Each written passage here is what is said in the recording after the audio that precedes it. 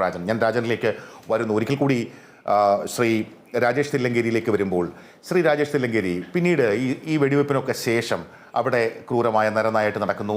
അതിനൊക്കെ ശേഷം വിവിധ അന്വേഷണങ്ങൾ നടക്കുന്നു.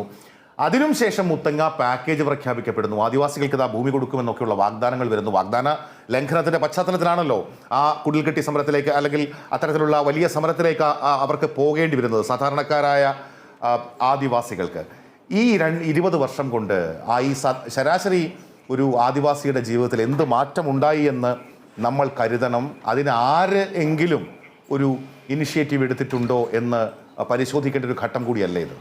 അല്ല ഫിറോസ്, നമുക്ക് ഇതിൽ വളരെ വ്യക്തമായിട്ടൊരു കാര്യം പറയാനുള്ളത്, ഈ ആദിവാസികളുടെ ഭൂമി പ്രശ്നത്തിൽ യഥാർത്ഥത്തിൽ ഇന്നും കൃത്യമായൊരു നിലപാട് സ്വീകരിക്കാൻ വേണ്ടി ഇവിടെ ഒരു മുന്നണിയും തയ്യാറായില്ല എന്നുള്ളതാണ് ഏറ്റവും വലിയ സത്യം. അതായത് മാറി മാറി വന്ന എല്ലാ സർക്കാരുകളും ആദിവാസികളുടെ ഭൂമി പ്രശ്നത്തിൽ കൃത്യമായ ഒരു നിലപാട് സ്വീകരിക്കാൻ തയ്യാറായിട്ടില്ല. കാരണം ആദിവാസി ഭൂമി പ്രശ്നമല്ല യഥാർത്ഥത്തിൽ നമ്മുടെ പ്രശ്നമെന്നും അതൊരു സൈഡ് ലൈൻ ചെയ്യപ്പെട്ട ഒരു വിഷയമാണെന്നുള്ള രീതിയിലാണ് എല്ലാ സർക്കാരുകളും അതിനെ കണ്ടിട്ടുള്ളത്.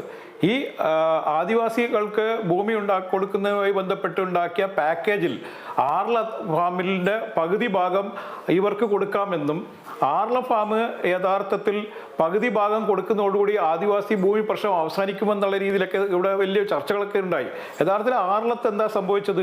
ഒട്ടും കൃഷിക്ക് യോഗ്യമല്ലാത്ത കുറേ ഏരിയകൾ ആദിവാസികൾക്ക് കൊടുത്തുകൊണ്ട് അവരുടെ ജീവന് പോലും ഭീഷണിയുള്ള കുറേ സ്ഥലങ്ങൾ ആദിവാസികൾക്ക് കൊടുക്കുന്ന ഒരു അവസ്ഥയാണ് ഇവിടെ ഉണ്ടായത്. യഥാർത്ഥത്തിൽ മക്കളോട് ഒരുപാട് വഞ്ചനകൾ കാണിച്ചു മാറി മാറി വന്ന ഭരണകൂടങ്ങൾ. യാതൊരു തർക്കവുമില്ല. ഞാൻ അങ്ങേക്ക് വരികയാണ്.